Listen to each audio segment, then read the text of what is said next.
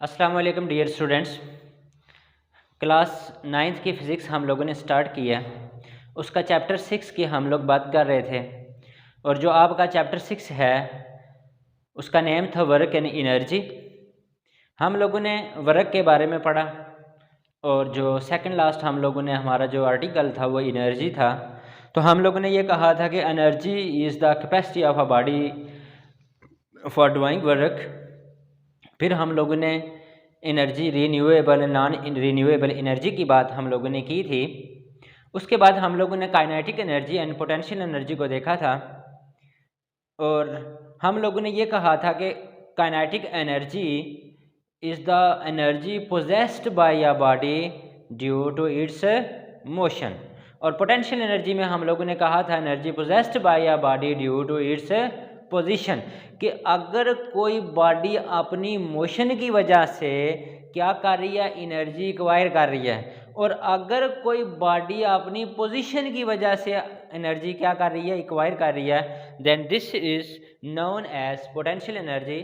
और उसके बाद बेटा हमारे पास जो एनर्जी वाले टॉपिक के बाद हमारा था कि फॉर्म्स ऑफ एनर्जी, कि आपकी जो एनर्जी है उसकी कौन सी हालतें हो सकती हैं, कि आपकी एनर्जी आपको किस किस फॉर्म में मिल सकती है। तो सबसे पहले बेटा आपके पास था जी केमिकल एनर्जी। अब देखें कि केमिकल एनर्जी हमारे पास हम लोग रोज़मर्रा में क्या कहते हैं, it is the type of energy, ठीक है, स्टोर्ड इन अ मॉलिक्यूल, कि हमारे जिस्म के मॉलिक्यूल के अंदर जो एनर्जी स्टोर हो रही होती है उसको हम क्या बोलते हैं, केमिकल एनर्जी। अब देखें कि हम लोग को भूख लगी होती है तो हम लोग क्या होते हैं, थोड़ी वीकनेस फील कर रहे होते हैं। तो जब हम वीकनेस फील कर रहे होते हैं इसका मतलब है कि हमारे पास जो एनर्जी है उसकी क्या है, कमी है। तो वो एनर्जी हम कहाँ से लेते हैं, फूड से लेते हैं। और फिर हम लोग एनर्जी लेते हैं, कोई फॉसल फ्यूल्स हैं, को ऑयल है जिसको हम जलाते हैं और उससे जो हम लोग एनर्जी हासिल करते हैं। तो इन दोनों केस में जब हम अगर खुराक खा रहे हैं तो हमारे जिस्म के अंदर उसका केमिकल रिएक्शन होगा और केमिकल के रिएक्शन के नतीजे में हमें जो एनर्जी मिल रही है उसको हम क्या बोलते हैं, केमिकल एनर्जी।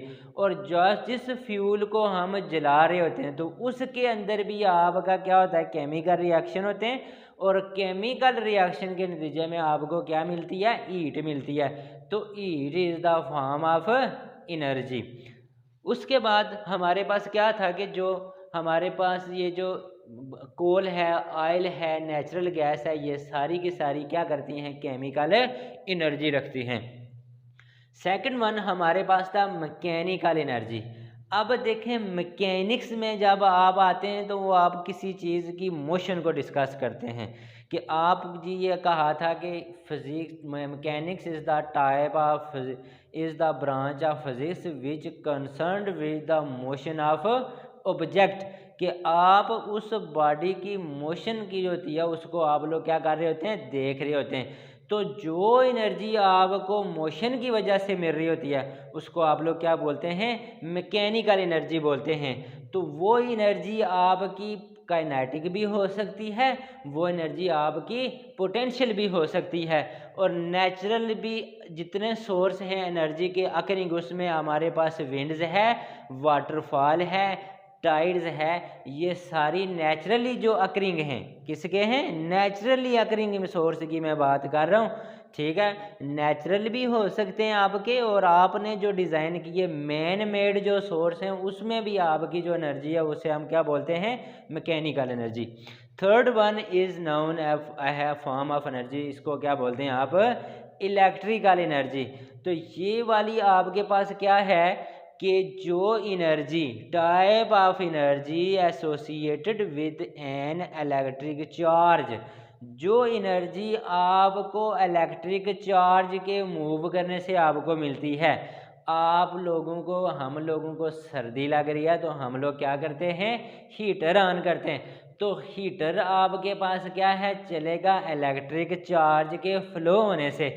तो इस टाइप में जो आपको एनर्जी मिलेगी उसको आप क्या बोलेंगे, इलेक्ट्रिकल एनर्जी। जितनी एनर्जी आपको बिजली पे चलने वाले जो अप्लायंसेस हैं जो घरों में, उससे जो एनर्जी मिलेगी उसको हम क्या बोलेंगे, इलेक्ट्रिकल एनर्जी।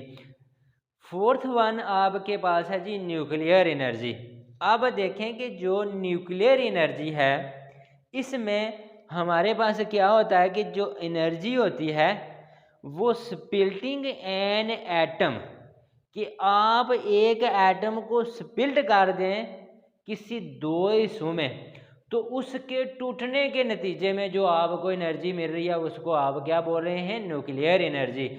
या आप एक दो एटम को आपस में मिला के क्या कर लेते हैं, उसको बड़ा एटम बना लेते हैं, तो उससे जो एनर्जी मिलेगी उसको आप क्या बोलेंगे, न्यूक्लियर एनर्जी। ठीक है, तो ये वाली जो आपके पास है न्यूक्लियर रिएक्टर है जिसमें हमारी ये एनर्जी हम लोगों को मिलती है। Third one is electromagnetic energy, electromagnetic, और सेकंड नेम इसका है रेडिएंट एनर्जी। अब देखें, energy radiated by body in form of electric and magnetic wave, कि वो एनर्जी जो आपको मिल रही हो किस शक्ल में, इलेक्ट्रिक और मैग्नेटिक वेव्स की शक्ल में। तो अब देखें कि सन से हमारी तरफ लाइट पहुंच रही है, तो जो सन से रेज हमारी तरफ आ रही हैं वो आपकी किस में है, इलेक्ट्रिक एंड मैग्नेटिक वेव्स में, एक दूसरे के परपेंडिकुलर इलेक्ट्रिक मैग्नेटिक होके हमारी तरफ क्या आ रही हैं, पहुंच रही होती हैं। तो ये जितनी भी आपके पास एनर्जी है इसको आप क्या बोलते हैं, इलेक्ट्रोमैग्नेटिक एनर्जी। और जो आखिरी जो हमारे पास एनर्जी की फॉर्म है, this is known as sound energy. अब देखें कि हम लोगों ने साउंड के बारे में हम जानते हैं कि साउंड हमारे जिस्म कान में कैसे प्रोड्यूस होती है, हम कैसे सुनते हैं। तो जब कोई चीज़ वाइब्रेट करती है, क्या करती है, वाइब्रेट करती है, किसी भी मैटर की जो आपके पास वाइब्रेशन होती है और वो एनर्जी जो ला रही होती है उसको हम क्या बोलते हैं, साउंड एनर्जी। जितनी भी एनर्जी हम लोगों को क्या है, किसी मैटर के वाइब्रेट करने से हमको मिल रही होगी उसको हम क्या बोलते हैं, साउंड एनर्जी। तो इस तरह हमारे पास ये फॉर्म ऑफ एनर्जी में इसकी 6 हालतें थी, chemical energy, mechanical energy, electrical energy, nuclear energy, electromagnetic energy and sound energy, जिसको हम लोगों ने पढ़ा है।